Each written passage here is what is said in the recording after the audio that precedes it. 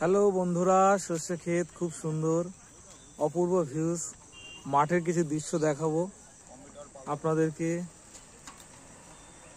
দেখুন খুব সুন্দর অপূর্ব।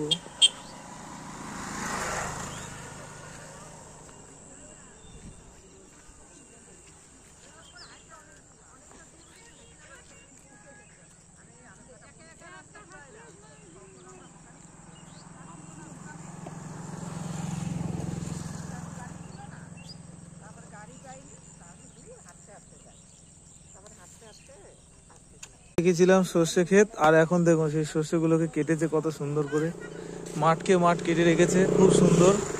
এইদিকে সূর্য পাটে বসেছে, খুব সুন্দর লাগছে দেখুন। ওইদিকে সারি সারি সুপারি গাছ লাগানো আছে,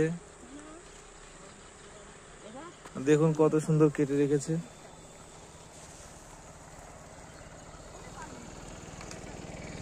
এগুলো পরে ঝাড়াই করা হবে।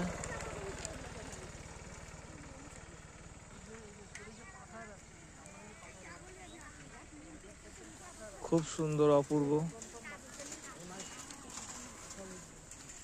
এটা সত্যি গ্রাম বাংলার কিছু একটা দৃশ্য, খুবই সুন্দর অপূর্ব।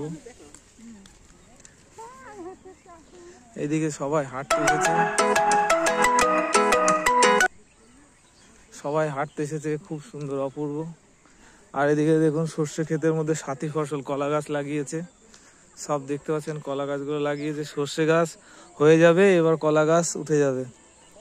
আমি একটা ফুল পেয়েছি, খুবই সুন্দর দেখতে। এটা কি ফুল আপনারা কমেন্টস করবেন, ঠিক আছে? এটা সর্ষে ক্ষেতের পাশেই হয়েছে, আপনাদেরকে দেখাচ্ছি, একটু জুম করে দেখাই। দেখুন এটা কি ফুল আপনারা কমেন্টস করবেন।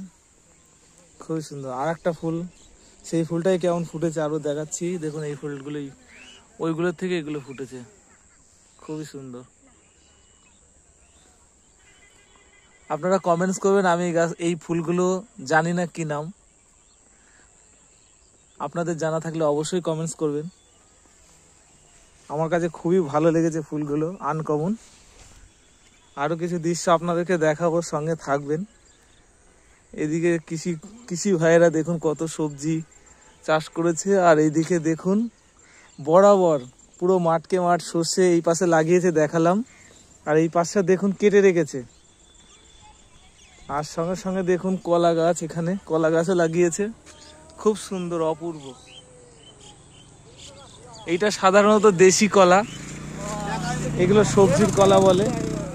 আর এদিকে সব ছেলেপিলেরা মোটর সাইকেল নিয়ে সব যাচ্ছে হু হু করে, খুব সুন্দর। এই